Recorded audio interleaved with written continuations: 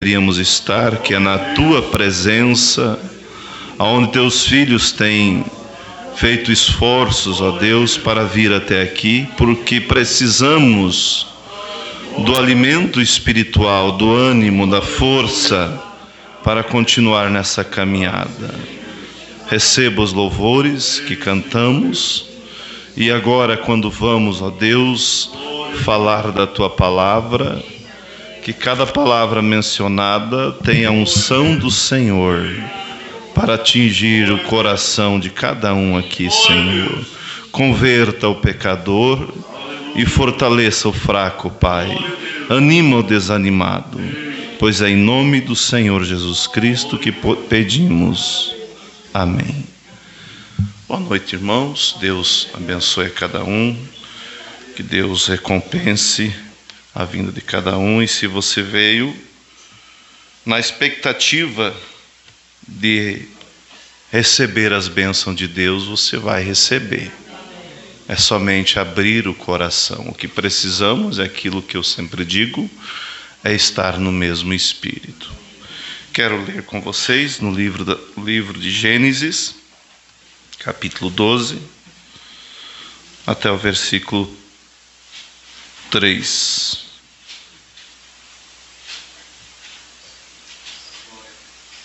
Até o versículo 4, melhor.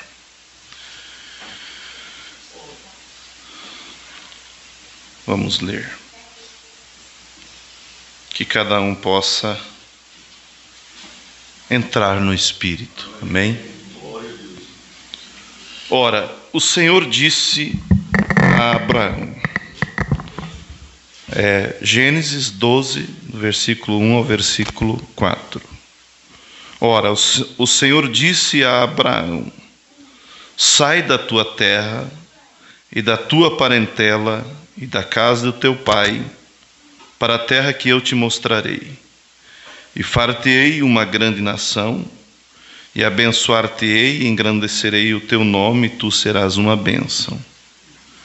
E abençoarei os que te abençoarem, e amaldiçoarei os que te amaldiçoarem, e em ti serão benditas todas as famílias da terra.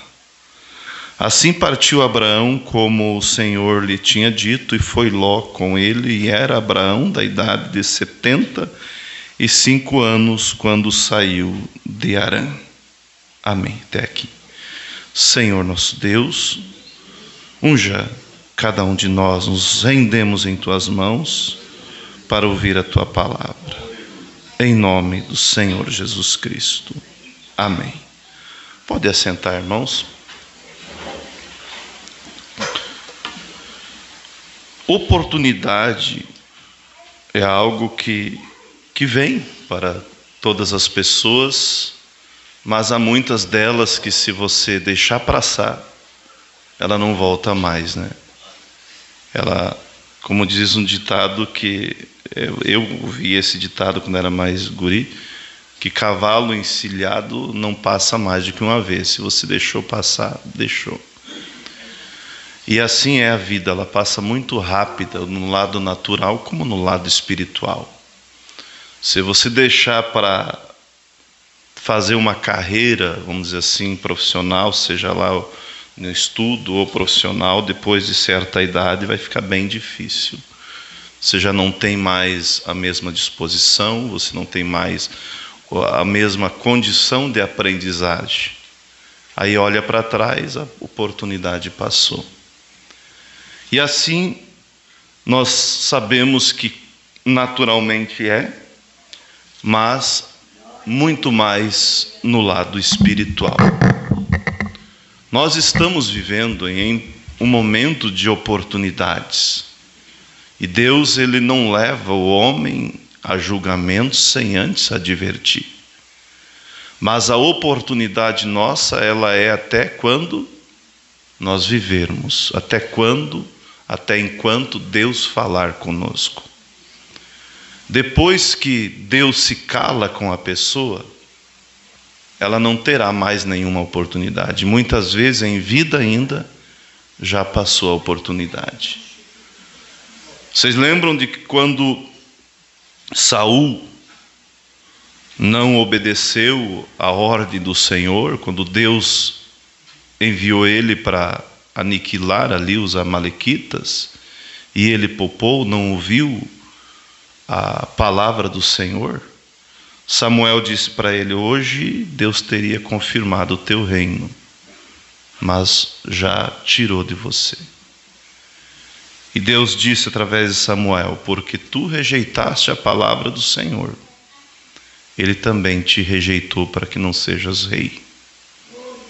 Aí não adiantava mais ele chorar, correr, esforçar, ele já era rejeitado. A ponto que Deus disse para Samuel: por que você ainda tem dó de Saul se eu já rejeitei? E a coisa foi tão difícil que a coisa foi apertando, e ele foi se desesperando, e Deus não falava com ele através de sonho, não falava com ele através de profeta, nem através de Urim e Tumim. E o que ele foi procurar? Uma feiticeira. Quando Deus não fala mais com a pessoa, simplesmente ela vai indo de mal a pior. E quando ele procurou a feiticeira, coisa que sempre foi isso abominável a Deus, né? Porque isso é 100% diabo, né? Obra de feitiçaria, adivinhação, é 100% diabo. Coisa que Deus abomina, claro que abomina, são as obras do seu inimigo. E os filhos de Deus também batem contra. O próprio Saul batia contra a feitiçaria. Mas quando ele se viu naquela condição, ele mesmo foi atrás. E eles viviam ainda no período, nós sabemos, antes do sacrifício ser realizado por Cristo. Estavam sobre o sangue de animais. E uma feiticeira tinha acesso aos santos, onde estava Samuel. E ele procura a feiticeira de Endor, né? E ela chega até Samuel, e quando ele ouve a palavra de Samuel, foi a sua sentença. Samuel diz: por que você me desinquietaste?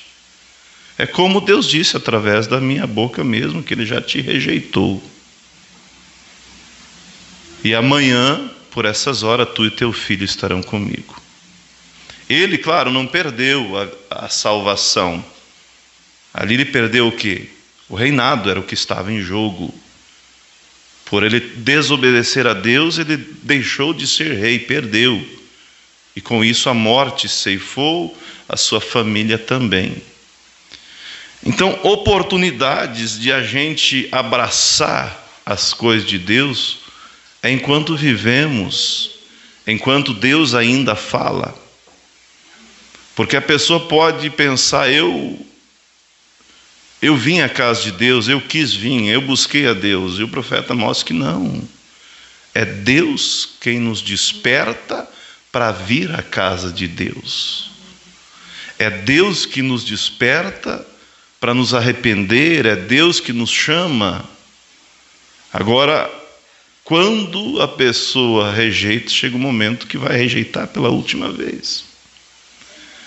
Esse não é o meu tema, mas eu estou fazendo uma base aqui. Eu quero falar sobre: não temos aqui cidade permanente, mas buscamos a futura. Veja que Abraão, como eu estou falando de oportunidade, ele teve a oportunidade de caminhar com Deus quando Deus o chamou. Ele tinha 75, Sara 65, e Deus simplesmente chama ele do meio do paganismo, como tem chamado eu e você do mundo das religiões, das denominações, da vida morna, da vida sem o calor do Espírito Santo. Deus chama nós dali.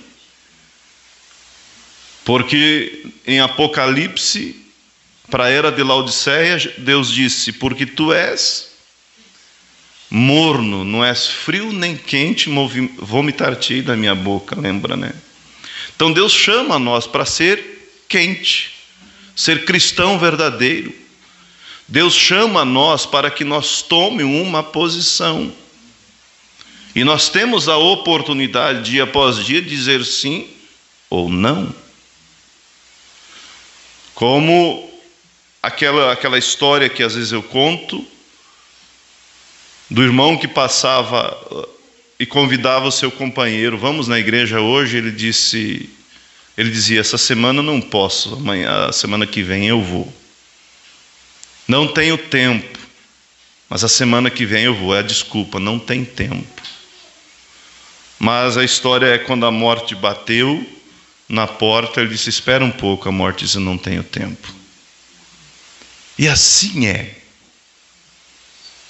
Nós estamos aqui de passada, nós olhamos a história e pautamos, né, o nosso ensinamento, o nosso aprendizado com base na história daqueles que realmente se empenharam e aproveitaram a oportunidade. E o tempo deles passou. O tempo de Abraão passou. O tempo de Isaac passou. O tempo de Jacó passou e de todos eles. Hoje é a nossa oportunidade. Porque aqui nós, repito, não temos uma cidade permanente. Nós estamos só de passada. Alguns chegam aos 40, aos 50, aos 60, quando chega aos 80, é poucos. E assim vai indo.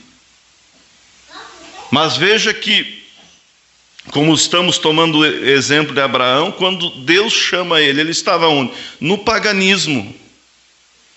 Vamos dizer assim, no mundo, na vida fácil, na vida do engano.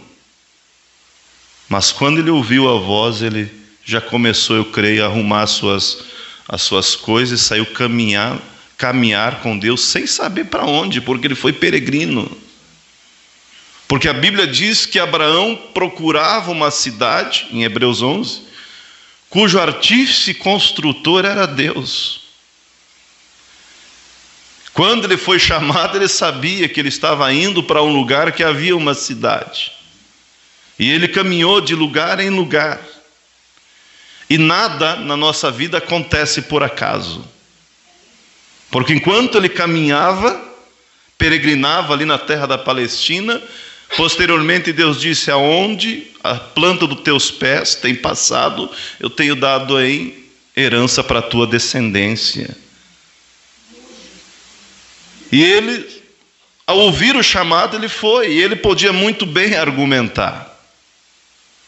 Porque se nós queremos argumentar, temos muito argumento. Senhor, mas eu já tenho 75 e não tenho filhos. E o Senhor me promete que eu vou ser pai de nação. O Senhor promete que vai me abençoar. Mas já tenho 75 anos, se fosse mais novo. Mas ele simplesmente creu. E começou a caminhar com Deus. E através dessa obediência veio uma descendência em que veio o libertador, o Senhor Jesus Cristo. Por isso que Deus disse para ele, em ti serão benditas todas as famílias da terra, porque através dessa descendência dos judeus veio o Senhor Jesus Cristo. Mas acontece, irmãos, que às vezes, na maioria das vezes, a pessoa não preocupa para onde está indo ou como está indo. Se existe uma coisa de proveito nessa vida, é a segurança de vida eterna. É você ter o Espírito Santo dentro de você, como diz a Bíblia, que o Espírito que há em nós testifica junto a Deus que somos filhos de Deus. Quando a pessoa está caminhando com Deus, o Espírito de Deus testifica junto a ele que ele tem, sim, vida eterna. A pessoa pode tentar se enganar e às vezes procura se enganar a vida inteira. Mas se tem uma coisa que é de coragem, é o ser humano, né? Não sabe qual a hora que Deus vai chamar, mas vai se enganando, vai se enganando. Como o pastor Daniel contando, quem assistiu à escola dominical hoje viu, do sonho que ele teve para amanhecer hoje. Que ele sonhou, né? Que disse para a pessoa que ela não encontrava, não tinha paz, né? Ela não tinha segurança, ela não tinha tranquilidade. É por quê? Porque ela não confessou o pecado, não fez da forma correta, simplesmente fez uma oração e pediu perdão a Deus. Mas quando nós erramos, você não erra só contra Deus, nem só contra você. Nós erramos contra o corpo de Cristo. E para que possa haver, quer dizer, um perdão verdadeiro, para que possa haver uma limpeza, tem que ser confessado. Tem que ser confessado. Para isso tem o pastor, que representa o corpo de Cristo, que é a igreja. Mas a pessoa diz, não, eu já pedi perdão para Deus. E ali fica aquele câncer, né? Roendo e criando raízes. E não temos aqui cidade permanente. Estamos só de passada. E há um hino que nós cantamos, né, que diz: quando se fizer chamada, lá estarei. Que prazer foi para Abraão quando ele saiu para peregrinar e, embora olhando através do prisma natural, não tinha como aquela promessa se cumprir. Mas quando ele percebeu, quando Sara um dia percebeu, olhou para Abraão, como o irmão Brana ilustra, e disse: o teu cabelo não está tão branco como era. E ele olhou para Sara e disse: você não está tão curvada como era, você está rejuvenescendo. Porque a Bíblia diz que eles foram rejuvenescidos. Estão entendendo? Porque Deus prometeu um filho para um casal de 75 e a mulher 65, 75 e 65.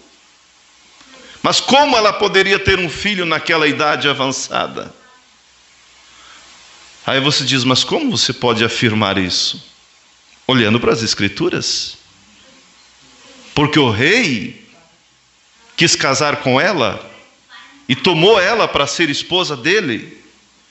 E eu acho que o rei não iria pegar uma mulher de 65 anos. Quer dizer, com aparência de 65 anos. Não. Com certeza ela parecia uma jovem. Ela era uma jovem, a idade era maior, mas ela foi rejuvenescida. Mas Deus cuida de cada passo da sua palavra. Quando Abraão falhou nesse momento, porque ele sabia, a esposa dele havia rejuvenescido, era jovem, era bonita, e ele temeu. Ele disse: se eu disser que ela é minha esposa, é simples. Ele manda me matar e depois casa com a viúva. Então, quer dizer, perdido estou de qualquer forma, então vou dizer que é minha irmã. E é só assim, a gente não morre. Porque era assim naquele tempo. Então, quando o rei botou os olhos em Sara, e aí perguntaram para ele, ele disse: é minha irmã. Aí o rei mandou buscar. Pensei, arrumei um cunhado. Enriqueceu Abraão, mas Deus cuida de tudo. Antes dele tocar nela, Deus disse: você é um homem morto. Essa mulher tem marido e é mulher do meu profeta. Mas Senhor, eu sou como é que ele disse? Eu sou justo. Quer dizer, eu só peguei porque ele disse que era sua irmã. Ele disse assim: porque você é justo, eu te avisei. Senão, vai lá e devolve. e pede para ele orar por você, para que você não morra, para que eu retire a praga. Então veja, quando você aceita, quer dizer, aceita o chamado de Deus e começa a caminhar, Deus é quem te capacita para que você chegue no destino. Embora às vezes falhamos, Abraão falhou, ou não falhou? Mas quando no Novo Testamento, em Hebreus 11, fala de Abraão, o que diz? Que Abraão creu, isso foi imputado por justiça e foi chamado amigo de Deus. Nós não somos perfeitos, mas uma coisa fazemos, como disse Paulo, esquecemos o que para trás fica e vamos para frente. Então, voltando aqui, ela foi rejuvenescida, Abraão foi rejuvenescido. Agora imagina você o prazer deles, quando pela manhã eles se levantaram e em vez do cabelo estar branco, isso começou a voltar a cor, ficar preto, e eles começaram a ter a vitalidade da juventude. Por quê? Porque eles obedeceram a Deus. Porque eles começaram a caminhar com Deus, como Deus disse para Abraão: venha caminhar comigo e eu vou te abençoar. E porventura Deus não tem chamado cada um de nós? Mas todos, houve o chamado, nem todos. E o filho da promessa veio. E ele foi, como diz a Bíblia, Abraão creu e foi chamado amigo de Deus. E caminhou com Deus, como a Bíblia diz, como em terra estranha. E Abraão procurava uma cidade cujo artífice e construtor é Deus, e ele caminhava de lugar em lugar.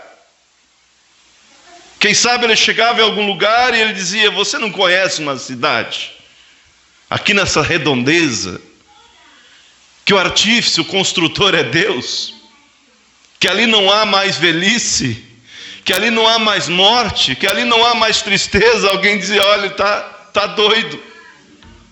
Um olhava para o outro e dizia: cidade desse jeito? Que o construtor é Deus?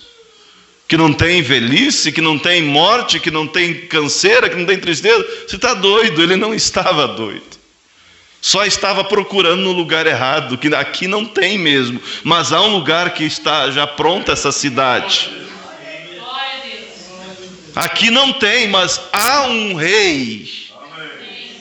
Quer dizer, há um Deus que é o artífice e construtor dessa cidade. Um dia ele, sentado em sua tenda, e quando ele vê, vem andando 3 homens em direção a ele. E ele, por revelação, ele viu que aquele do meio era o príncipe, rei de Salém. Aquele era o construtor. E a Bíblia diz que ele se ajoelhou e disse: meu Senhor, não passe do teu servo. Chega! Vamos sentar, vamos conseguir uma água para lavar os vossos pés. Eu vou matar o bezerro, vou fazer uma carne, vou fazer um alimento para vocês. Fica aqui. E ele sabia que aquele era Deus. E quando ele vê aqueles 2 anjos que olham para Sodoma e se dirigem para Sodoma, que Sodoma foi destruído, né? Destruído. Ele já pensou no seu sobrinho, no seu irmão, que era um apóstata, desviado. E ele começou a fazer o quê? Interceder. Esse é o espírito cristão.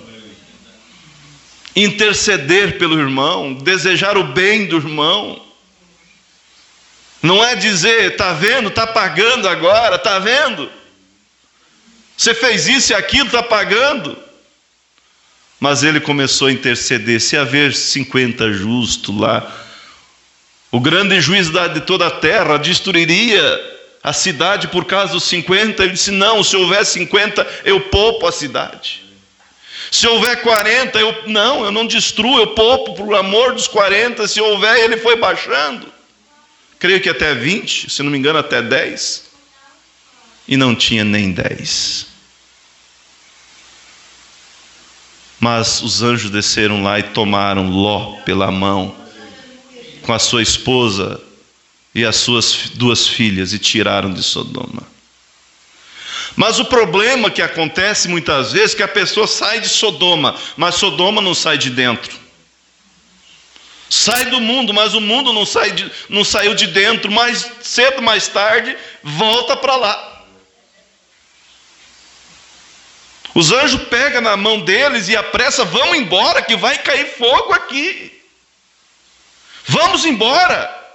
E sai com eles correndo. Mas chegou numa hora que a mulher de Sodoma estava dentro dela, e ela deu aquela longa e última olhada. Quando nós saímos do mundo, irmãos, é para nunca mais olhar para o mundo. É para quebrar, botar fogo na ponte, dizer: eu não volto mais. Eu não quero mais. Mas para nós não querer mais, precisa que haja um novo nascimento, precisa que haja uma obra feita pelo Espírito Santo em nossas vidas. Ela deu aquela longa e última olhada e se tornou uma estátua de sal, como memorial.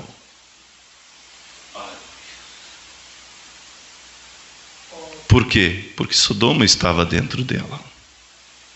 Agora, nós olhamos, irmãos, a história da Bíblia, como eu sempre digo, isso não é simplesmente para análise, mas é para nós aplicar. Eles já passaram, mas nós estamos aqui caminhando. Veja que decisão linda de Abraão. Veja que decisão linda de Paulo. Quando ele realmente, a Bíblia diz que ele considerou como esterco aquilo que ele tinha aprendido aos pés de Gamaliel, refutou tudo por amor a Cristo, deixou tudo para trás e pôde dizer: eu, Paulo, prisioneiro de Cristo, o amor de Cristo me constrange. Cumpro em meu corpo, disse ele, o resto das aflições de Cristo. Que decisão!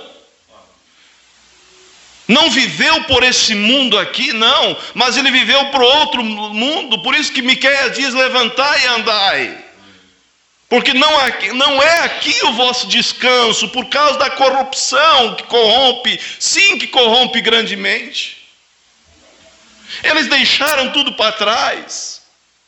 Paulo deixou a vida fácil, deixou a vida mansa, deixou a fama e passou a ser um perseguido. Alguém que era um perseguidor passou a ser perseguido. Mas quando ele chega próximo, no final da sua carreira, já condenado à morte, porque ele foi martirizado, ele pôde olhar na cara da morte e dizer: morte, onde está o teu aguilhão? Inferno, onde está a tua vitória? Tragado foi a morte pela vitória. Eles não viveram por esse mundo aqui, mas eles viveram por um mundo que está do outro lado.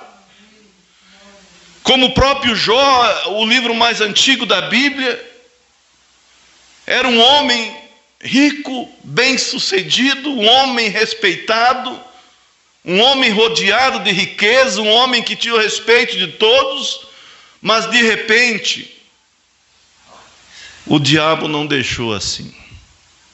A inveja do diabo, Porque a Bíblia diz que o nosso adversário nos acusa diante de Deus de dia e de noite. Ele ainda vai lá acusar. E a Bíblia diz que quando os santos se apresentaram diante de Deus, lá veio o diabo também. E Deus diz: da onde você vem, Satanás? De rodear a terra e passear por ela. Você andou lá na terra rodeando e passeando? Lá Então você observou lá o meu servo Jó? Quer dizer, você tem visto que ainda homens e mulheres, apesar de todo o engano que você tem lançado, de toda a trapaça, de toda a obra diabólica, apesar de eles viverem, como a Bíblia diz, como o irmão Brana pregou, no Éden satânico, apesar de aqui ser o Éden satânico, você observou que ainda tem homens e mulheres que me defendem, que vivem o Evangelho, que me amam? Você observou lá o meu servo Jó, como ele é temente, reto e desvia-se do mal? Será que Deus pode dar testemunho de mim e de você? Você observou aquele homem, aquela mulher ali no trabalho, andando na rua, como ele ainda mantém a minha palavra? Como ele vive não por essas coisas aqui, mas ele vive pela cidade cujo artífice e construtor é Deus, vive pela vida eterna. Estão entendendo? O diabo disse assim: nós também. O Senhor abençoou ele, deu de tudo. Deu de tudo. Ele não teme o Senhor de balde, não. Ele recebeu muita bênção. E o que mais Deus pode fazer a não ser abençoar os seus filhos? Há momentos de prova que passamos, mas nós passamos por cima da prova, porque nós não estamos olhando, nós não estamos vinculados à bênção natural, nós estamos olhando para a bênção espiritual. O cristão não está olhando para as coisas naturais, não. Isso é bom, nós precisamos disso, mas o principal é o quê? A esperança de vida eterna. Quando todos abandonaram Jesus, vocês lembram, né? Todos aqueles que haviam comido do pão multiplicado abandonaram Jesus, e os discípulos ficaram ali resmungando, sem entender o discurso. Jesus olha e diz: vocês não querem ir embora também? Em outras palavras, se vocês estão me seguindo por causa do pão multiplicado, por causa das bênçãos naturais, estão perdendo tempo, porque eu não vim para isso. Eu imagino Pedro, né, que foi ele quem falou, né? Meio descontente ali, quem sabe que disse: Senhor, olha, não entendi também o seu discurso, não. O Senhor disse que não come da sua carne, não bebe do seu sangue, não tem vida em si mesmo, não compreendi também. Mas tem uma coisa: para onde iremos nós? Se eu deixo o Senhor, para onde eu vou? Para onde iremos nós? Somente de ti provém palavras de vida eterna, e temos crido que tu és o Cristo, o Filho de Deus, que havia de vir. Pode vir a luta que vier, mas o cristão baixa a cabeça e diz: Senhor, eu não tenho para onde ir, porque para o mundo eu não volto, porque eu procuro uma cidade cujo artífice e construtor é Deus. Eu não tenho cidade permanente aqui, eu estou só de passada, mesmo sendo chorando. Como disse certa vez o pastor Febrônio, quando chegar lá, quem sabe Deus vai dizer: você pediu para mim te curar, eu não te curei. Você pediu para mim te abençoar, mas eu não te abençoei. Mas você não me negou. Entra no gozo do teu Senhor, entra na vida eterna que está preparada. Não é meros 30, 40 anos, mas é uma eternidade ao lado de Deus. Verdade. Senhor, não entendi nada do seu discurso, mas para onde iremos nós? Eu não tenho para onde ir, eu vou seguindo. E o diabo desafiou, né? A Deus: Jó não teme o Senhor de varde, não. O Senhor encheu ele de bênção. Olha o que ele tem. Olha a fazenda dele que aumenta. Olha o gado, olha as ovelhas. Olha a popularidade.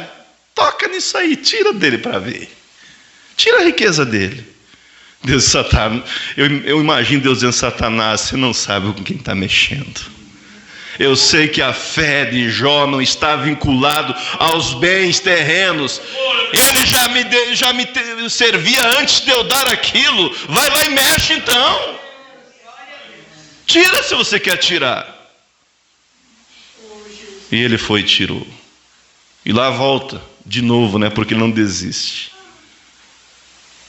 Jó perdeu tudo no instante, o gado, os camelos, as ovelhas. Os filhos dele estavam festejando, veio um temporal, derrubou a casa, morreram todos. E a Bíblia diz que Jó não amaldiçoou a Deus, simplesmente louvou. E lá vem o diabo, né, de novo. E Deus disse: você observou? Eu não te falei?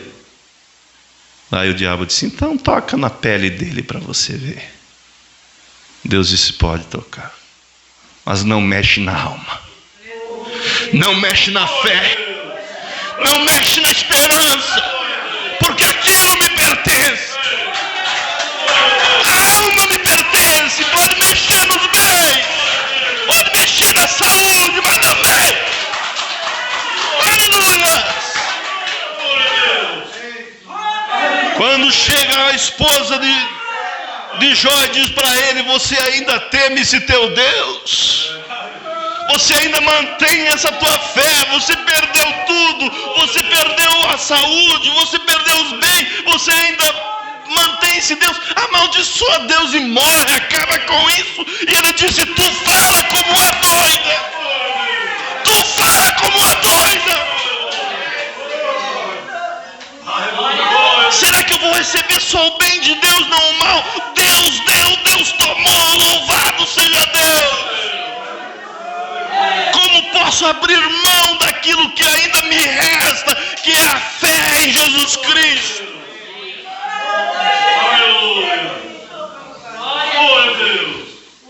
Quando o irmão Brana perdeu a esposa, perdeu o filho, a filha passando por um período difícil, aquele crítico veio e disse: Billy, eu não entendo, depois que tudo isso aconteceu, você ainda mantém a sua fé? Ele disse: não, eu não mantenho a minha fé, é Deus que mantém a minha fé.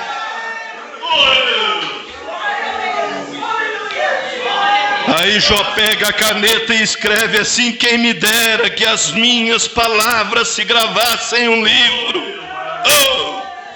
e com pena de ferro se fosse esculpida na rocha.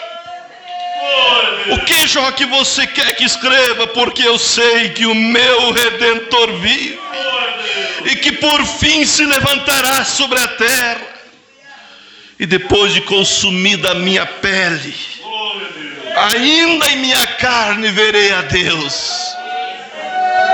Eu sei que Ele vive. Eu vi Ele se levantando na Palestina. Eu vi Ele levantando na Palestina numa manhã de domingo de ressurreição, quando Ele rompeu com a morte. Eu sei que o meu Redentor vive. Por isso eles batalharam, porque eles não estavam olhando somente para as coisas naturais. Encerrando Hebreus capítulo 11, aqui falando de Moisés. A Bíblia diz assim: pela fé Moisés, já nascido, foi escondido 3 meses por seus pais, porque viram que era um menino formoso e não temeram o mandamento do rei. Pela fé Moisés, sendo já grande, recusou ser chamado filho da filha de Faraó, escolhendo antes ser maltratado com o povo de Deus do que por um pouco de tempo ter o gozo do pecado, tendo por maiores riquezas o vitupério de Cristo do que os tesouros do Egito, porque tinha em vista a recompensa. Ele recusou ser chamado filho da filha de Faraó. Ele escolheu ser maltratado com o povo de Deus do que por um pouco de tempo ter o gozo do pecado. Por quê? Porque ele tinha em vista a recompensa. É verdade. Poderia, quem sabe hoje, lá no Egito, afundada nas areias, ter uma múmia do faraó Moisés, é o que poderia ter. Mas não teria o nome Moisés nos céus, não teria Moisés não teria vindo no Monte da Transfiguração, quando Jesus estava ali. E ele está hoje aonde? Vivo. E enquanto houver eternidade, quando você passar por Moisés, você vai dizer: olá Moisés, tudo bem? Que decisão você fez? Você deixou os tesouros do Egito, você deixou a vida fácil do Egito, o pecado do Egito, por Deus. Você está aí, Moisés, é você. Eu creio que os santos também dirão para nós: vocês foram os crentes da última hora, onde foi solto milhões de demônios, aonde o pecado estava escancarado, e vocês mantiveram firme. É vocês da era da Odisseia, sim, somos nós.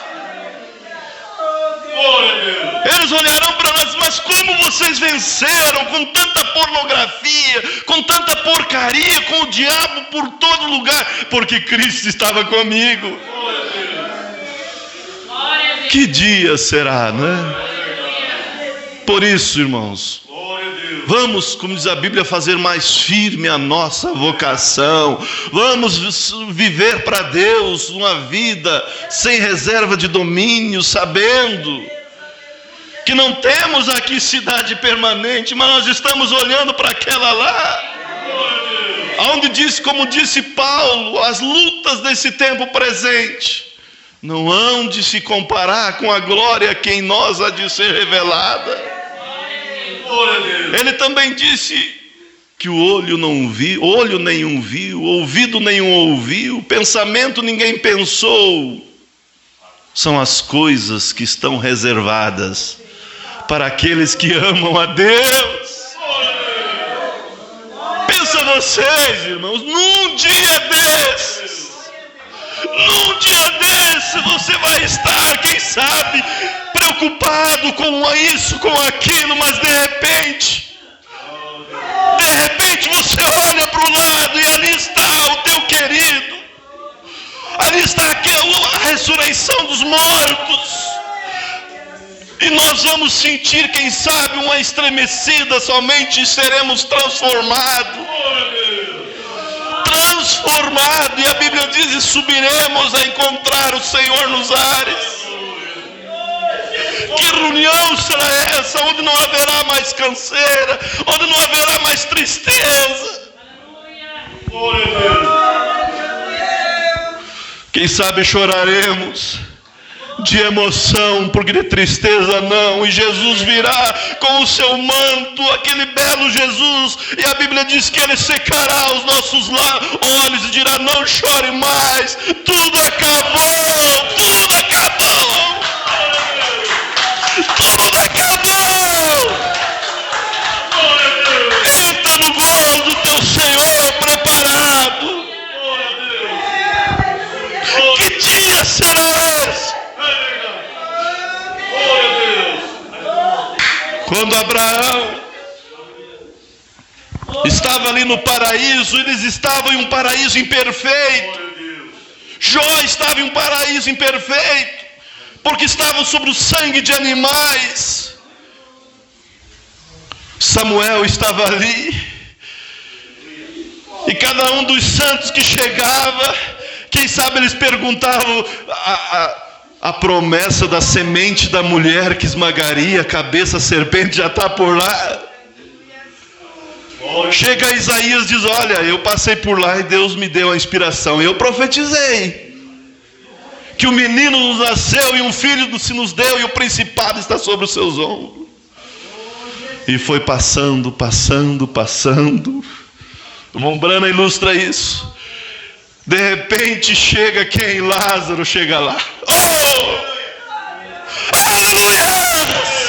De repente chega Lázaro lá, e eles dizem: como que está a coisa na terra? Ele disse: ele já está lá, ele é meu amigo, ele morava lá em casa. Oh! Como está a coisa na terra? Ele já está lá, ele era meu amigo, ele dormia lá em casa.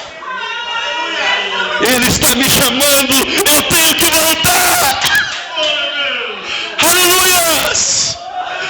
Mas de repente repente os anjos bradam e dizem: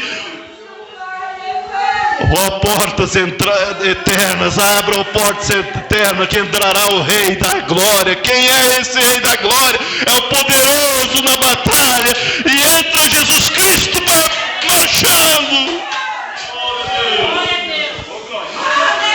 Jó dá uma olhadinha para o lado e ele não fala: eu não falei que os meus olhos e não outros veria ele?